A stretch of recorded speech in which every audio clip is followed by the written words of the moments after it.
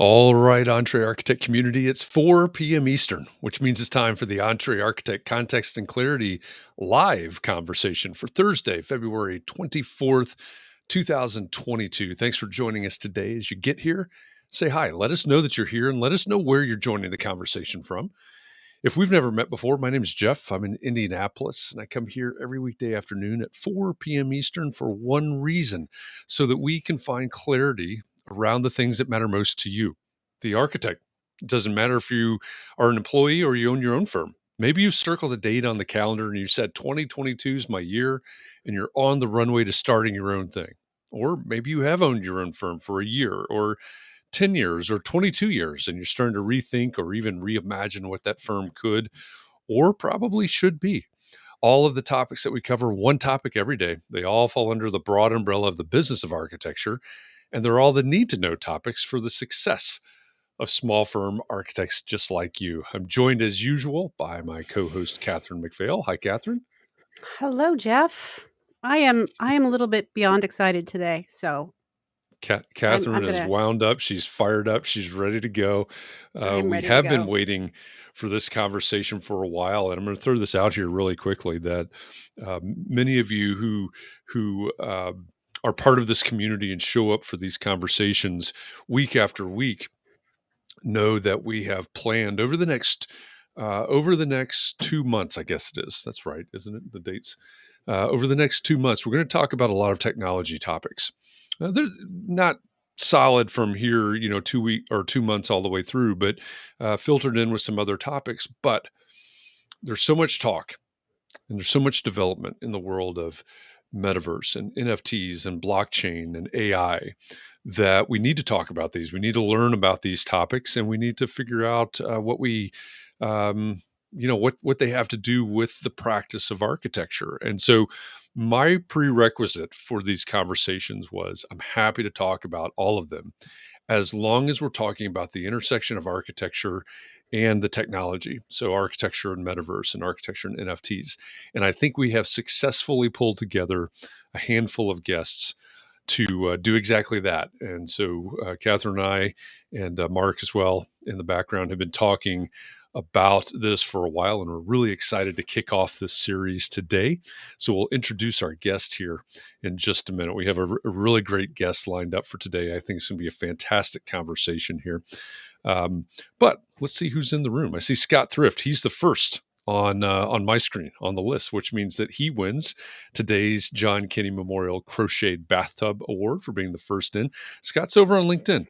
Sarah Lee's joining us from Salt Lake City, Utah, over on Facebook. Nicole is joining us from Arizona on LinkedIn. Matthew's joining us on Facebook. Diego is on YouTube.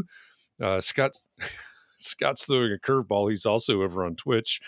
Let's see. John Jones is in Connecticut. Mark is joining us from North Carolina on Facebook. Who else? Rod says it's 3 p.m. Central. True that. We come here every weekday afternoon at 3 p.m. Central, just for Rod in Monroe, Louisiana. You see Rod Mountain. Yep. And what is it in Arizona right now? Is it 2 or is it 1? I don't know. Arizona has its own time zone. I think it's 2 right now. Yeah, I think she's. I wouldn't know. I think they're 2. Ryan is joining us, and who else? Christian and Benita. Benita's giving us the wave from Atlanta. Glad to have you with us today as well. Louis from Richmond. Nicole is also throwing the curveball. She's on Twitch as well. So I think we've seen every. Yoko is joining us from Alexandria. I think we've seen all of the platforms except for Twitter right now. So great to have all of you joining us from wherever you are right now. If you happen to be on Facebook, that means that you're inside the Entree Architect Community Facebook group. If you are commenting right now and your comments aren't showing up on our screen, then you need to give Facebook permission to talk to Restream, which is this platform that we use here. So there is a URL in the bottom left of your corner. It's chat.restream.io/FB. Take that URL, type that into your browser window, and with a couple of clicks, you'll give Facebook permission to talk to Restream, and you'll be showing up on the right side of the screen right now on our screen. So if you're commenting and it's not showing up, just try that chat.restream.io/FB like Facebook. So Let's see. Nicole says Twitch seems to be just a tad quicker than Facebook or LinkedIn. Yeah, Twitch is actually built for this, right? Whereas For the for the others, it's metaverse, just an maybe. add-on. Maybe. Is Twitch the metaverse? I don't even know what it is. That's what I'm hoping George will be able to tell me. All right, I thought there was we're only gonna one. find out. I have been listening to many podcasts about it, and I still have a lot of questions. For those of you that aren't aware, Katharine and I kind of immerse ourselves in the theme of the week. I'll call it that. Whatever we're going to Mhm. talk to our guest about on Thursdays, and I don't know about Katharine, but my head is swimming with Mhm. metaverse stuff, metaverse things right now. So I'm really, really looking forward to this conversation and getting some of that out, getting a much better understanding of not only the metaverse, but how architects can work in the metaverse, and the role of architects, if there is any. We'll talk about that. Is there a role for architects in the metaverse? I d So go ahead. I have so much to say about that, Jeff, but I won't say it right now. All right. Well, let's bring our guest in. Our guest today is an architect and a visionary. He's a curious creator and a thought leader in the realm of the future of architecture and also mobility and transport. He's the chief designer and CEO of Voxel Architects. George Bileca, welcome to Context and Clarity Live. Thank you, everyone. Thanks so much for having me. I'm really, really happy to be here, and I'm gonna do my best to answer all your metaverse related questions. Awesome. Well, like Katharine said, we've got a lot of them. You're the guy that's Throw them on me. I'm here. fair enough. Okay, he asked, so here we go. Okay. Why don't we simply start with what is, and I know this is a very loaded question, but what is the metaverse? There specifically, or Okay, there's more than one? the metaverse, it's one, but there are multiple virtual words within the metaverse. The metaverse has a very broad description. The way that we're referring right now to the metaverse, it's basically those virtual words that are on a blockchain or virtual words like Minecraft. But in fact, the metaverse existed for a very long time, like since the existence of web and of video games. That was basically our own digital universe that we have essentially created. Mm. So, what makes the metaverse really talked about and really exciting right now? It's the fact that the technology has reached a point where the metaverse can essentially become an extension of our life. And the fact that those virtual worlds built on blockchain that are so talked about, like Decentraland or Sandbox, they have their own economy, which makes them more appealing to people around the world. The fact that they can work on this metaverse, they can earn a living in this metaverse, they can have like a career in this metaverse, and have like be part of this whole decentralized economy, and that makes it really, really interesting. Okay, can we just back up for a second to what is? And I'm just going to embarrass myself by asking, what is blockchain that is built on? So blockchain, it's a really technical definition, but essentially it's this. I'm not a developer, so it's really hard for me to. It's the layer on top of which these virtual worlds are built, on top of which cryptocurrencies are built. So blockchain is basically an ecosystem. Um, um, So it's not a real I- thing. It's not like a thing I can just go get some blockchain. It's a no, no, no. no, no. So it's basically a. So I'm gonna give you an example. So for example, you have Ethereum blockchain, you have Bitcoin blockchain, you have Mm. Casper blockchain, you have many other blockchains. So blockchains is basically a platform, and a platform on which developers can develop different apps. A platform that enables decentralized economy to exist. And why is it called blockchain? Because it's basically a chain of blocks, from what I understood from a definition. Like whenever you're doing a transaction, for example, on Etherscan, you are getting block confirmations for the blockchain. From For Ethereum, the people that are mining basically are the ones that um, provide the necessary power for those transactions to happen, and they come in the form of block confirmations for that Mm. transaction. I don't know if I All right. express No, that myself doesn't make any clearly, sense. I'm gonna have to look that but up. it's as I said, like it would have been best to have like a developer to explain this properly, Yeah. because I'm more on Or the artsy side. or is there a way just to have like, back in the old days you had to know how to build a website to build a website, but now you can just get Squarespace and then there you are, you got your web. Okay, there went my cat. Will there eventually be just an easy way to build stuff in the metaverse? I'm sorry, I'm getting out of order. I'm going to let Jeff ask questions now. Keep going. Yeah, yeah. Because I am so excited about having a career in the metaverse. That means I can go live wherever I want and have a career in it's like the ultimate in remote working, isn't it? Yes. I mean, I have basically a lot of friends that make a living out of the metaverse, and basically we are the living proof that metaverse can basically offer us a job and a steady source of income, so to say. So we are one of the first metaverse architecture firms on the blockchain, right? We've been doing this for about 2 years. We've been really um, early into the space, and we've had the luck to explore all these new virtual worlds emerging on the blockchain, like all these new applications that I was talking about. So that's why I said like blockchain is where it's a place where also people can build applications, right? And those applications can actually be these virtual worlds that can take advantage of the decentralized economy of, let's say, the Ethereum blockchain or Bitcoin. Bitcoin is actually slower than Ethereum, as far as I heard. Mm, I mean, that are relevant, but the idea is that um, I think we were at the right time in the right place when we started this, and we consider ourselves lucky. Um, I'm quite young, so a lot of people that are on the blockchain are also like really young and kind of exploring the space right now.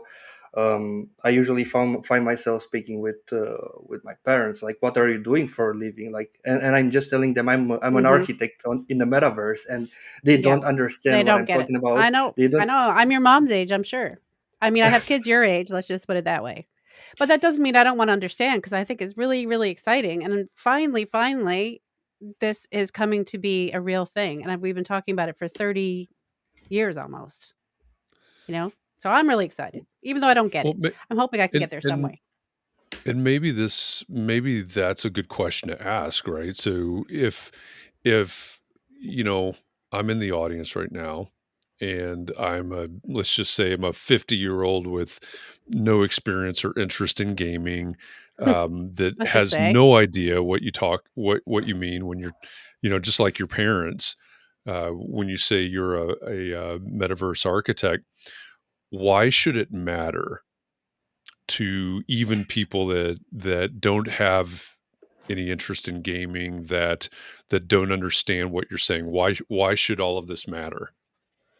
Because I strongly believe that, as I said, the metaverse will be an extension of our real life.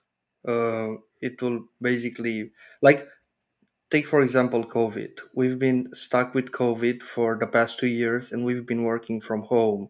And I'm not even in your studio doing your podcast right now. I'm at my home, and you are at your place also, and we're doing this fully online.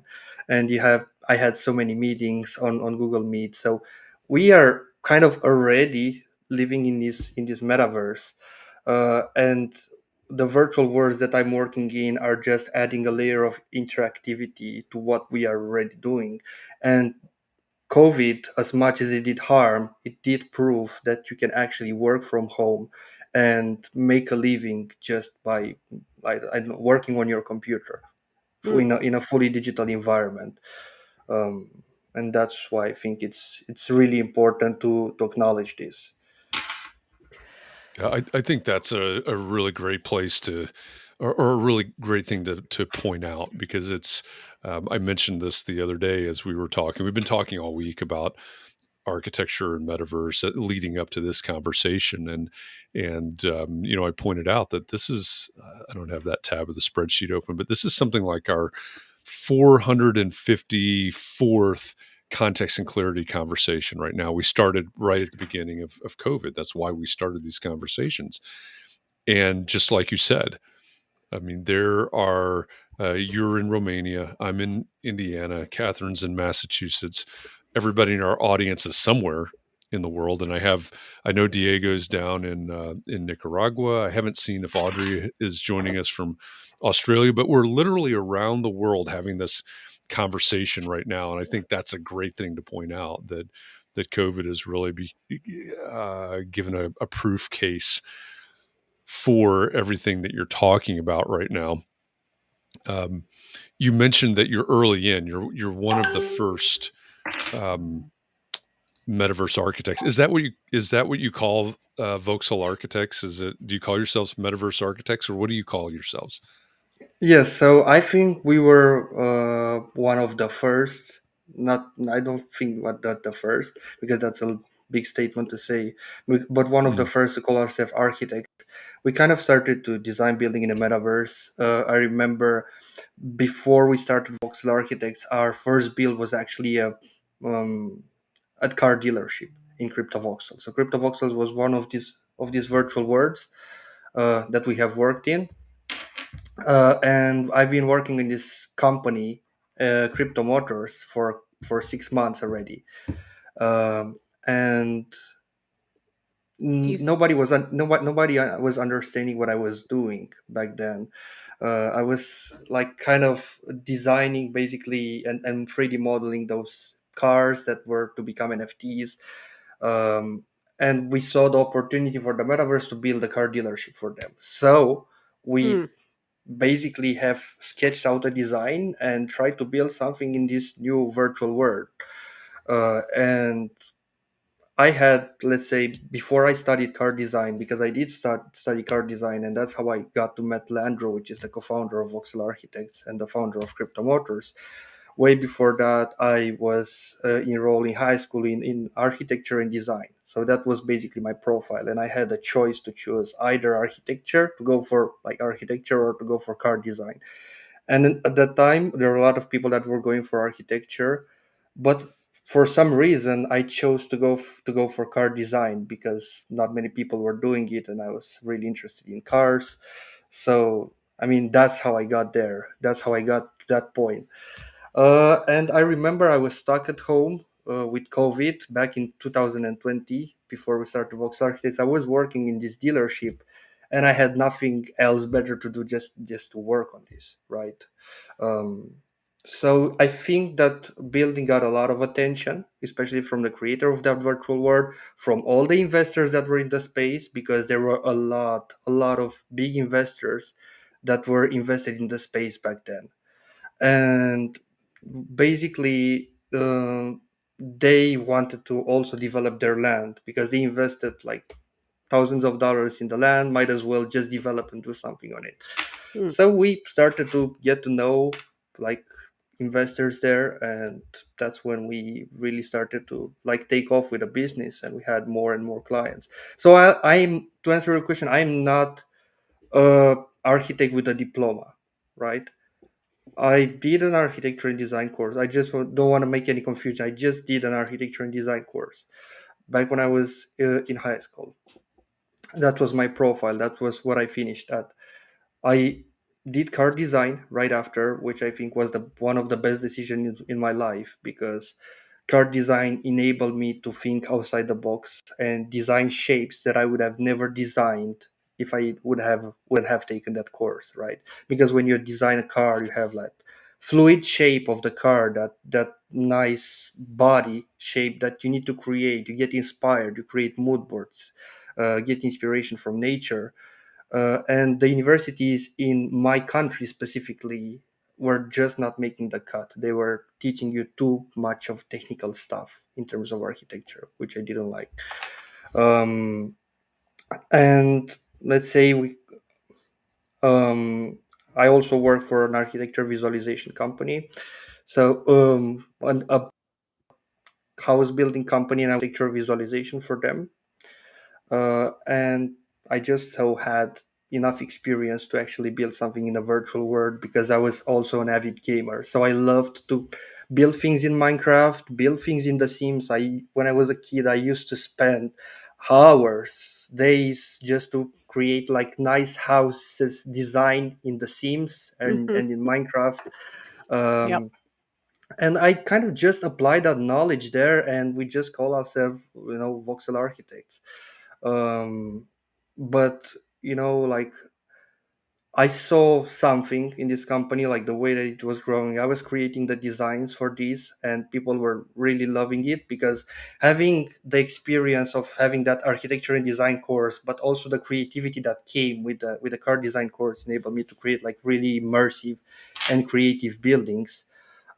We also brought into our team right now. We also brought a team of traditionally trained architects, right, to basically have our name, to basically bring like a meaning to our name. We are designers, we are artists, and we also have like traditionally trained architects that are working in our company. So from a two-man operation back in 2020, when it was just me and Leandro, right now we're sitting at about 21 people working full-time in the metaverse.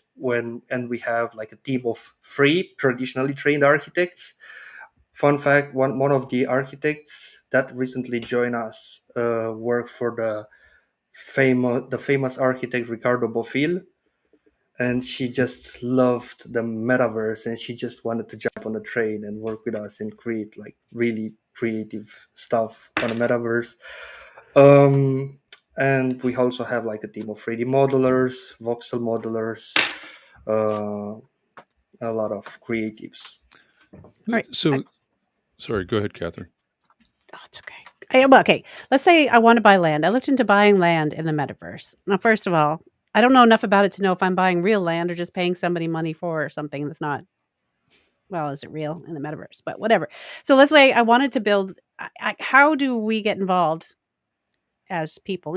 How do we get involved with building something in the metaverse, selling it, or finding someone who wants to build something? How would we even, if other people? I guess you probably that would be giving away your secrets so that we'd be getting your work. But I don't think there's really any danger of that. But I'm just kind of curious as to how that would Like work. how you acquire land in the metaverse and how you build Yeah, something.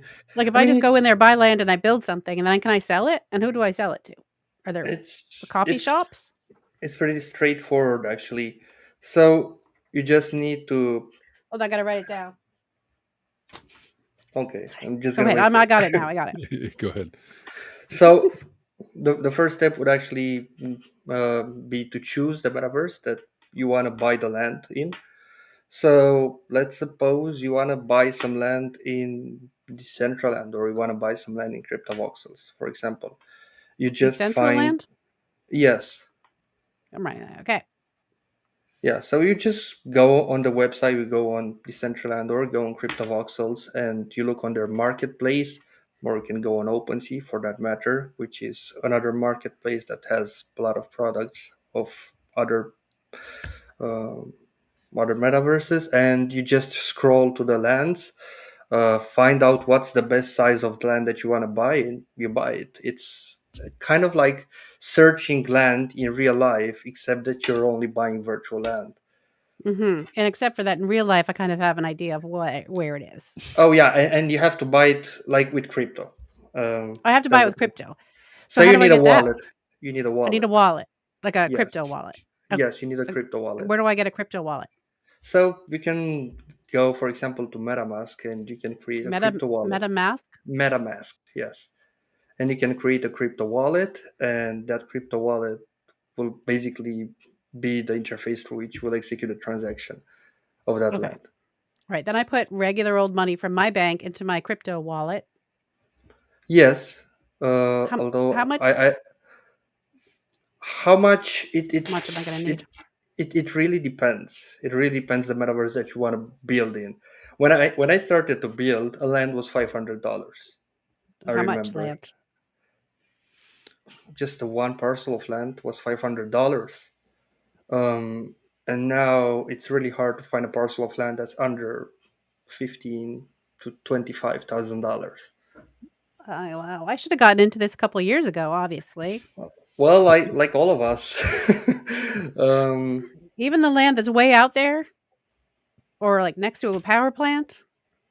Is there anything like that? Is there any better land in the metaverse, or I thought there was only one metaverse, but now you've been saying different metaverses. So different virtual worlds different within the worlds. different metaverse. portals, but are they like interconnected? Like I always used to wonder if you could go from one soap opera to another, like Port Charles to wherever. Within that, can I go into one portal and can I get to where you are, like your area It, in the same? yes, Yeah. yes. All right. So basically, the positioning of land in metaverse, it's only important if you wanna place billboards or advertise something. The fact that you can teleport in the metaverse makes it kind of like obsolete. The fact that you Yeah. want to pick a land like right in the middle of the city. True. But wouldn't that Well, kind of make cars obsolete too? Because you just apparate from one place to the other place. well, yeah, unless the cars are part of a gamified experience, Oh, yeah. which then makes them not, Yeah. right? Right. So you were talking about how expensive the land is, I thought and about it that. makes me wonder. I mean, you've done a lot of projects at this point, hundreds of projects. Is that accurate at this point? I would say we did around 90 projects on the 90. last Okay. count. So are you doing are any of these projects speculative projects, or do you already have a client for each of these projects? Um, I'm not sure exactly what you mean by that. Like, So with all of these with these 90 projects, did you have a client for each one of those, or did you go and buy the land and build something and then try to sell it? no, for most of our projects that we work for, we had a client. Yeah. How did you find the Um, clients? the client found us. Mm. It's Well, I mean, Good. mostly it was just like a snowball effect, as I said. Like it was just me and Leandro to an operation uh, at the start, and we built this building in crypto voxels. An investor saw it, he loved it, he wanted his own buildings, one, two, three, four buildings. Another one saw it, two others saw it, and we decided to build a website. So we built our website and our social media presence on Twitter and on Instagram, and we became quite popular in the crypto space because there were so few people doing what we were doing at that time. There were so few people wanted to jump on board on this, um, and most of them ended up hiring us. So we become kind of like the premier architecture company uh, on the metaverse, on the blockchain metaverse, because I cannot say the same for Minecraft or Roblox. Okay. Pam wants to know, can you describe your typical clientele? Are they gamers, wealthy, young? What other Our types of usually people? clientele is they're mostly really wealthy. Yeah. Um, Well, hopefully everybody's clientele is really wealthy, right? So, yeah, I mean, as I said, like most of the people that we worked with initially were big investors in the space. Are they Um, young though? Where'd they get their money? Young is like a relative term. It is. I It don't. is. Yeah, it is relative. Thank you for saying that, George. You can be young in the soul. Yes, So it exactly. does. Exactly. It doesn't. It doesn't really matter. So I would say between 20 and 50 years old. That was Hmm. our clientele. Um, a lot of them were gamers, indeed, because they knew how to navigate a metaverse, this virtual Hmm. world. Um, and we work, as I said, with investors, with art collectors, a lot of art collectors, and also with companies. We work with companies like Consensus, which are the creators of MetaMask, and Sotheby's, which is the auction house. um, we work with investors, like Bill Lee, like Metacovan. Mm, Melakovan was actually on the news. He was one of the guys the guy that bought the $69 million artwork on auction. mm. The That's a good Yeah, client to have, that one. yeah. I So, mean, it was really fun, the experience with him, Kevin yeah, and for I. sure. So, Is it like Sotheby's, for example? Do they just display what they're going to be auctioning in their virtual building, or in their? Do you call it a virtual building? What do you call it when it's in the metaverse? A metaversal building to differentiate it from its. Metaverse build, virtual build, yeah, any term goes really. There's Mm, not a single definition, a single word for that. mm, But yeah, like we started to work with Sotheby's, I think almost 1 year ago. Um, and they usually ask us to like continuously update their exhibition. Like we build a replica of their London venue in London, yeah. and they wanted us to basically display the digital artworks that they wanted to sell. The first collection was called Natively Digital, and we just had to display the artworks. But as the technology evolved, we also included live streams in their builds, counters to see when the auction is going to start, being able to click on the links, redirect you to the auction website. So Mm, lots of new features being added. Pop, it's really interesting. It's like a proof of attendance token that you get whenever you attend like a metaverse event. So this is like a unique token that you can only get if you attend that event at a specific point in time. okay. And then what do you do with the token? Do you spend it later? Sorry, Jeff has lots of You, questions. I'm gonna let I Jeff mean, ask a question now. yeah, no, you have like really good questions. Like you can, the token is Do you you can wear just it? keep Is it. it like jewelry, or you just keep it in your? Those are wearables, for example. So you can also get wearables in Decentraland. You go to an event and there's a limited time drop of wearables, and those can get in your wallet as NFTs, and then you can wear them. Well, okay. So what is the advantage of having so I attend one of the Sotheby's events, I get the token. What's the advantage then of having the token? The advantage is that you have that proof of attendance that a lot of people do not have. It's your own token that proves that you were there at that point in time, So it's like a Eh, memento. like a memento. Yeah, exactly. Okay. Okay.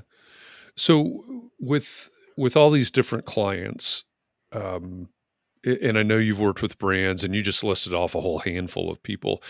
Is there an overriding reason that your clients want a physical place, physical or virtual place in the metaverse? Like, is it Sotheby's is pretty obvious, right? They have their auction house essentially there, but is there kind of a theme with all of your clients and why they want to build in the metaverse?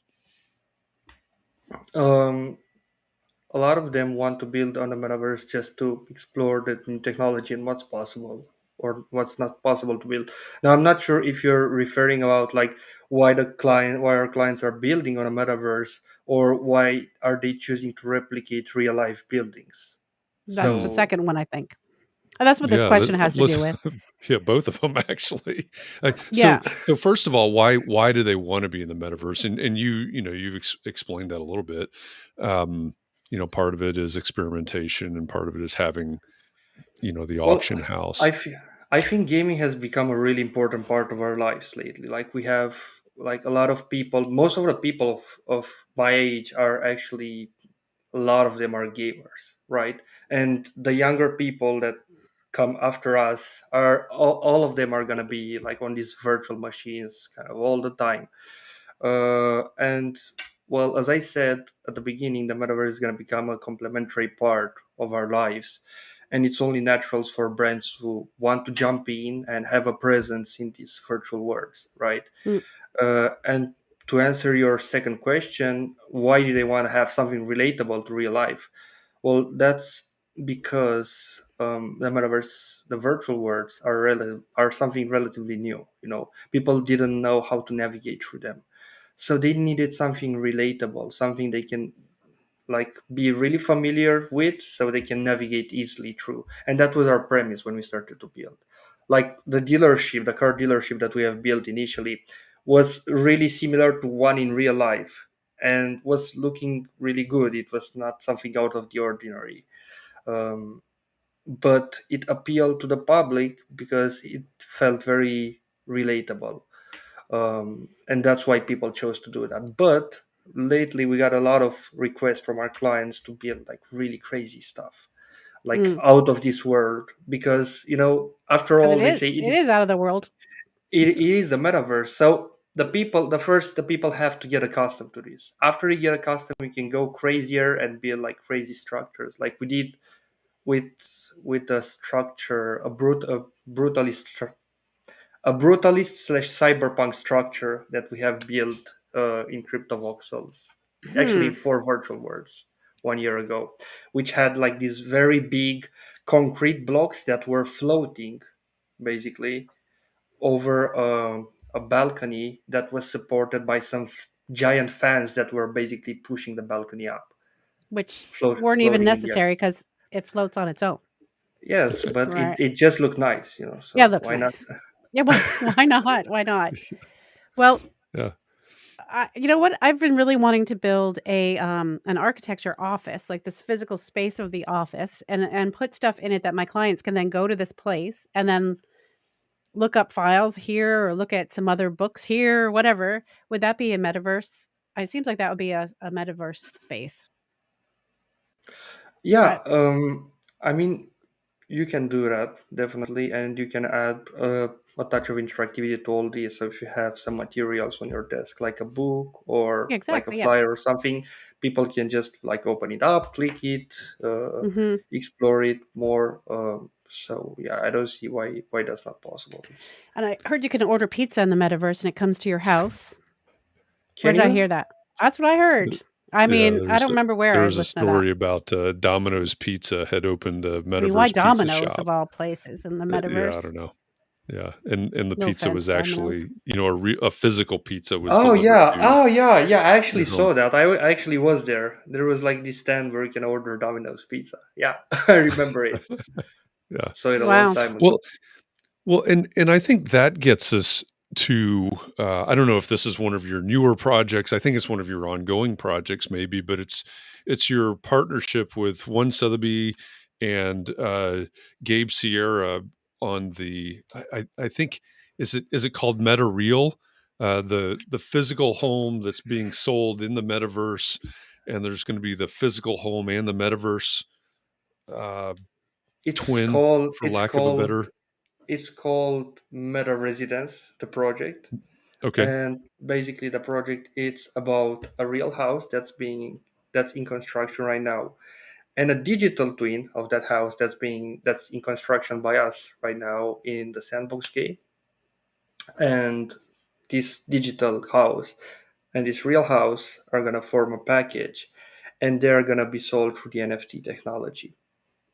Even the in real life house is going to be an NFT. Well, yeah, that's the idea. The regulations are still not there yet to enable like to prove basically to the state that you own this. Like, look, I own this NFT, and you show them the phone. They will probably not allow this. But at the moment, but this is what the industry is really striving to do, Hmm. because NFTs are really interesting, and they're not interesting just because they're images. A lot of people say, why would you pay for an NFT when you can just download the image? Well, it's not that. It's basically the code behind that image. Coming back to the blockchain right now, is the code behind that image that is important. That is the certificate of authenticity that proves that item is basically yours. And that's why we consider NFTs to be like the future of ownership. Hmm. You can own a car, you can own a house, and you can prove that through the NFT that you have on your phone, either by scanning a QR code or a barcode Mm. or whatever. Yeah. I think that is going to be the way that we own things, and so we need to understand what that's all about, all of us. But so Leslie had an interesting question. Can I ask that question, Jeff? Let's hold it for a second because I want to Uh, dig into that project, the Meta Residence project, a little bit more. okay. Um, because I think it's a fascinating case study, from selling it as an NFT, and basically I guess, sort of challenging and developing the technology at the same time. But what's the point? I was reading an article about this, so I read what it said in the article. But what's the point of having, if I own the home in Miami, the physical home in Miami, and I have the digital twin in the metaverse? Why do I want both? What can I do now that I have the two? Does that make In sense? I mean, in the real one, you know what you can do. You can Yeah. live in the virtual world. You cannot really live in, or you can, depending if you want to.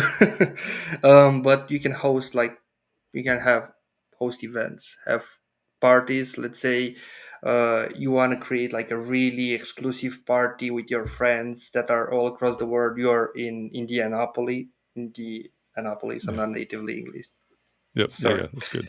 Oh, that's it. Um, then you have someone that's in India, someone that's in China, and you say, "Hey guys, let's gather to my place and have a huge party." And I just got a DJ, and and you can just like gather all of these people can gather from all around the world to your house and have like this cool party and Okay. socialize with each other. And you can Okay. also create like gamified experiences in your house, right? So your house can become like a place where you can have like periodic quests that you can complete if you want to have that. Lots of options that are possible in the virtual world that are not possible in the real world, Mm. right?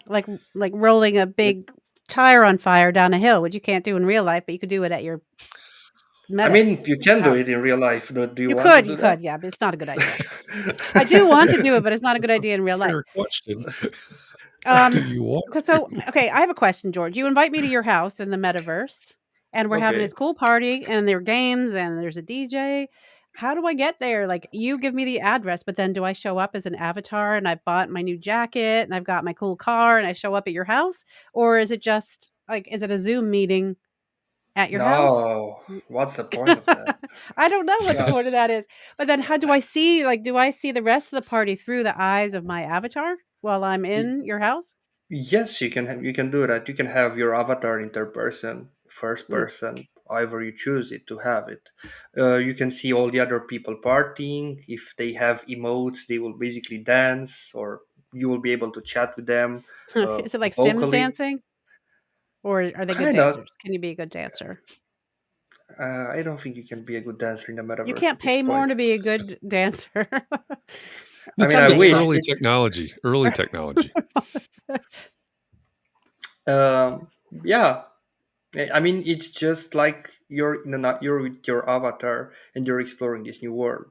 Mm. Uh, it's not a Zoom call. Definitely not a Zoom call.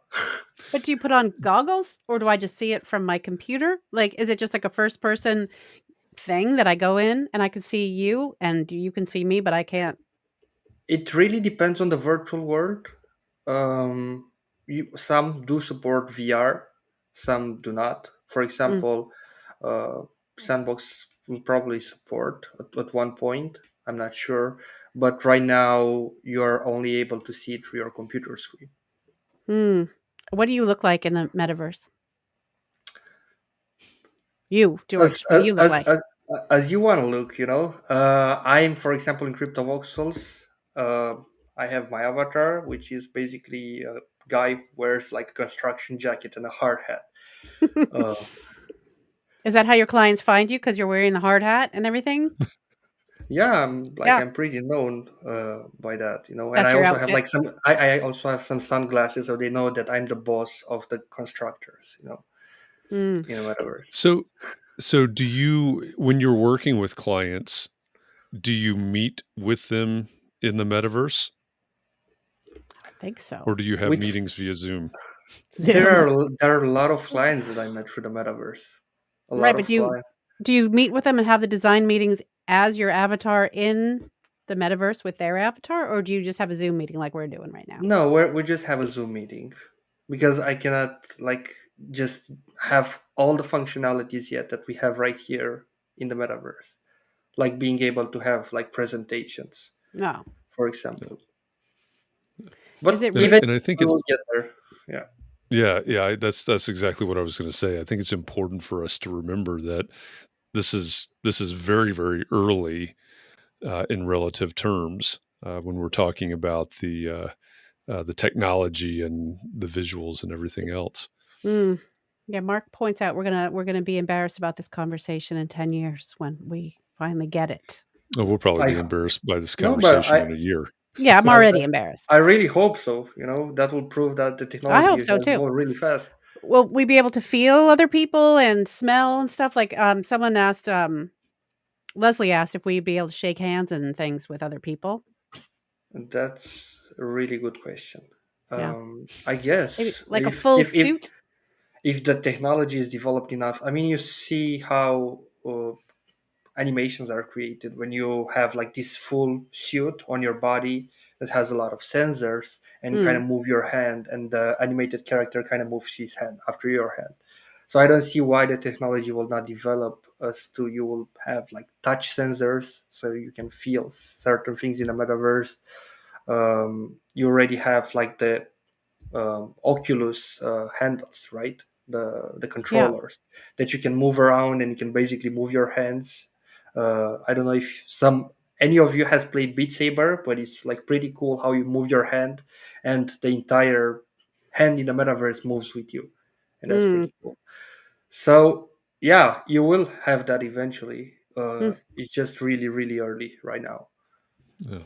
Well, it seems to me with Hollywood and Disney out there with all of the technology that they already have, not necessarily applied to this, but it seems like they could, make a few tweaks and really advance things. Um, with the experiential and the quality of renderings and things.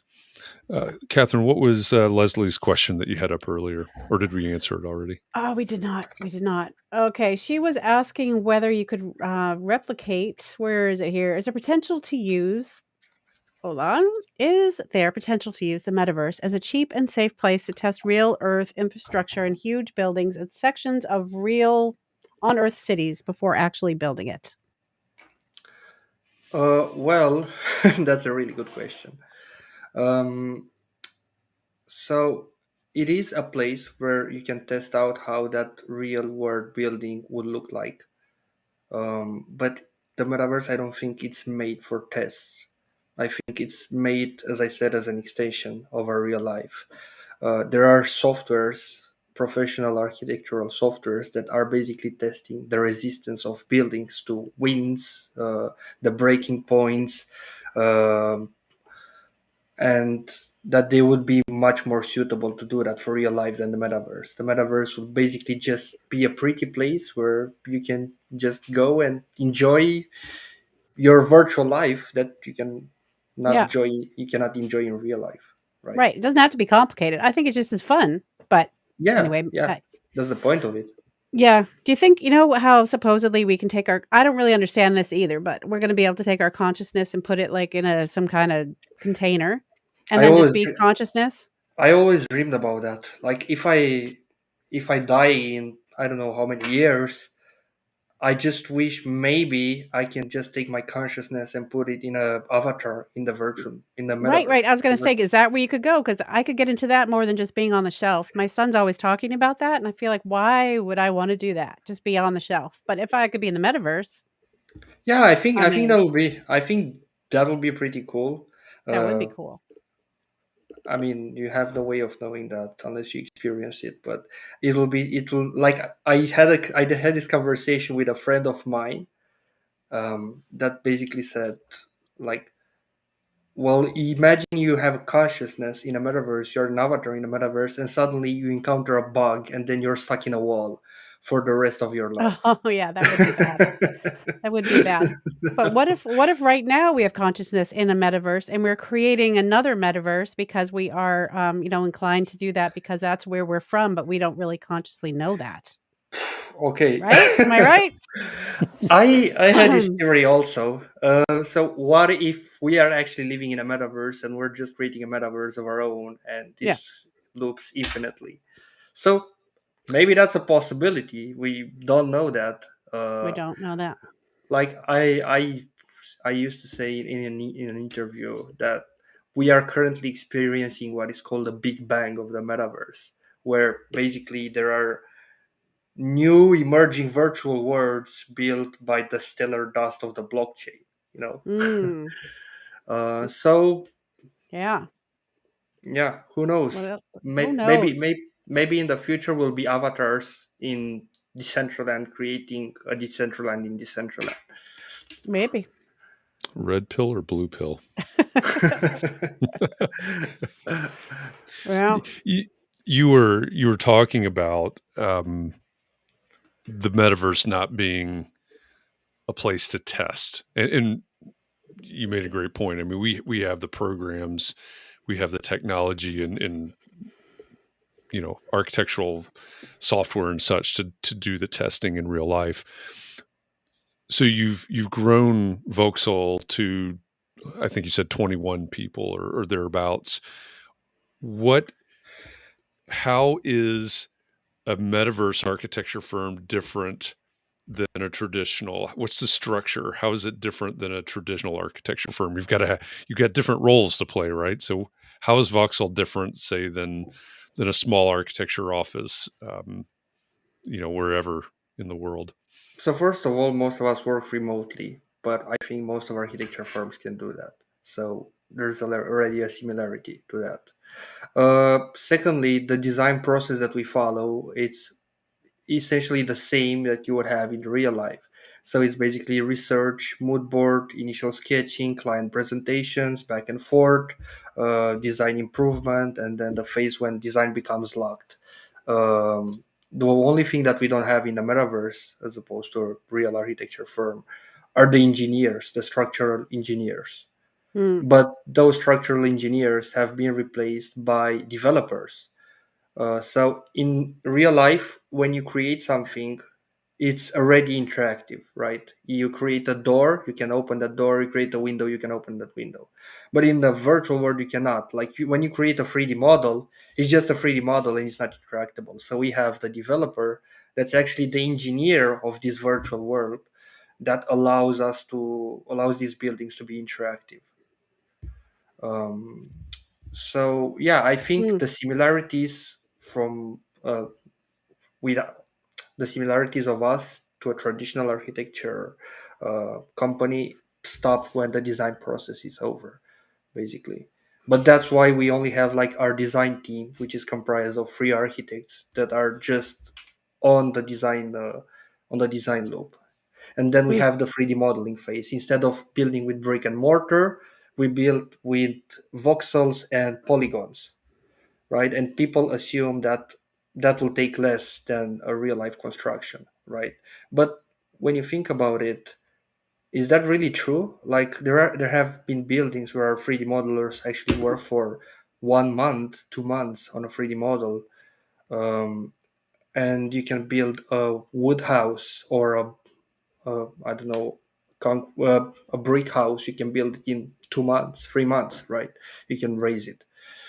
So really it's just a different way of building stuff, uh, and design is essentially the same. The only thing that differentiates are the laws of those two universes. Yeah, um, that's well put.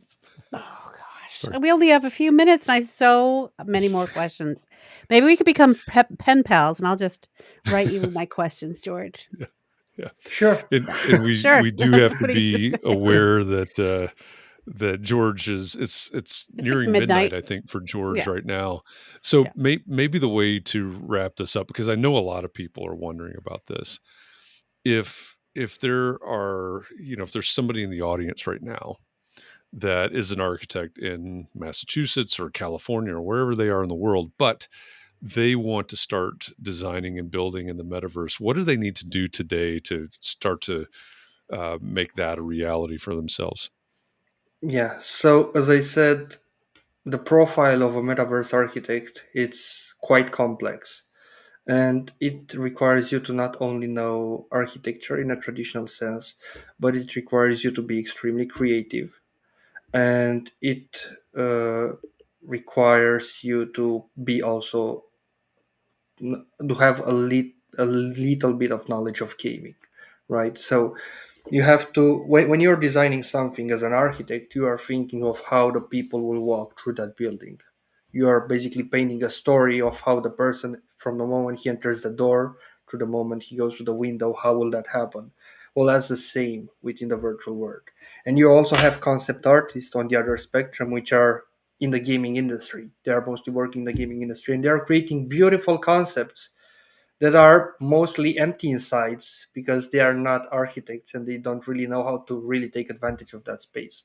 So that's why I think architects are really important in this space, especially when you have parcels that are 16 meters by 16 meters, right? Those are like quite small parcels That in is a a matter. small parcel. So that's what I was going to ask you. How big are those? So 16 meters, that's not very big.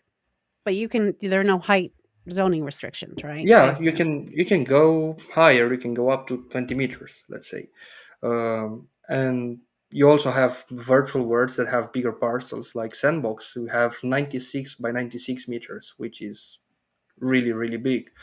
But really, it's essential to know how to take advantage of that space that you have. Right. Mm. Like Oh, when you're creating a game, you're not limited by some space. You're just unlimited. You create a map, you make it as big as you want.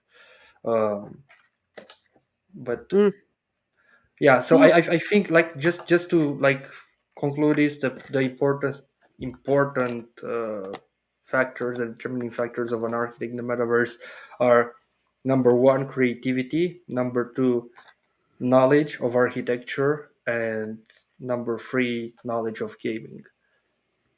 Guess I shouldn't have quit gaming. I It- mean, it- once a gamer, I always know, a right? gamer, you I know. think so. Um, well, what software can I just ask quickly because Benita's posted that twice now. What software or app do you use to create the models and how do you port them into the metaverse? Um, Probably so we work with a variety of softwares. We worked, for example, the first software that we worked with was Voxels, which was the native software of the virtual world that we were building in. So you have to know a lot of software to build in the virtual world in the metaverse. You need to know how Decentraland works. You need to know how Voxels works. You need to know how Sandbox works when you're building in those.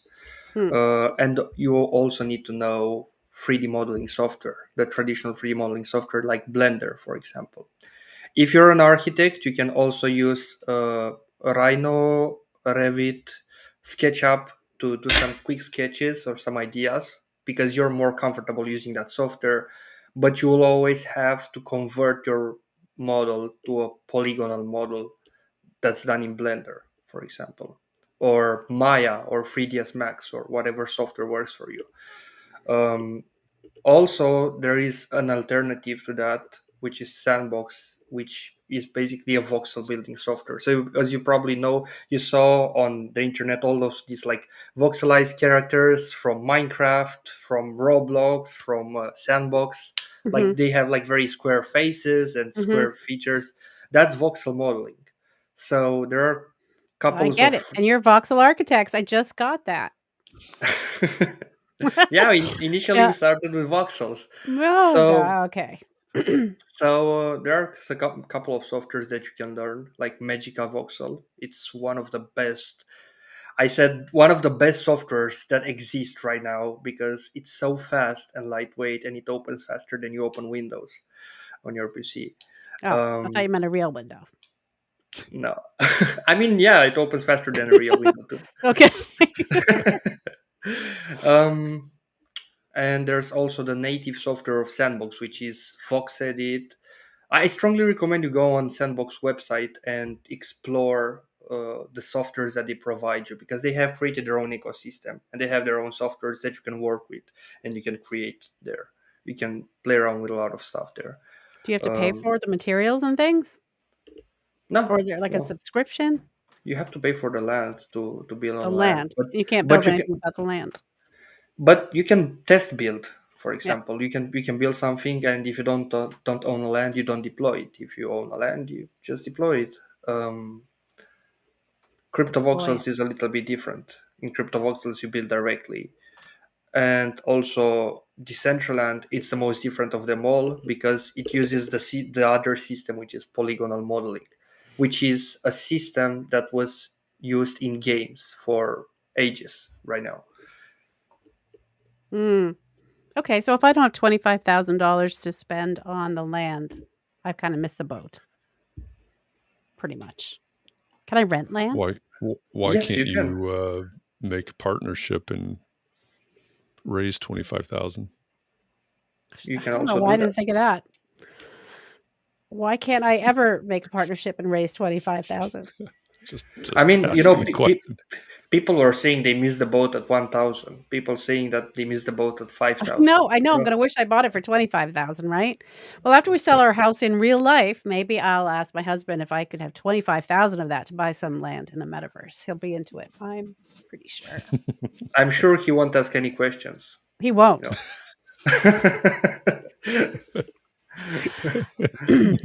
None whatsoever. This is another one of those conversations that I feel really bad for wrapping up, because I think we could keep going for a long time and explore this in a lot of different directions. But it is late for George. George, we really appreciate you joining us for this fascinating conversation. There's obviously a lot more that we need to learn and that we need to explore.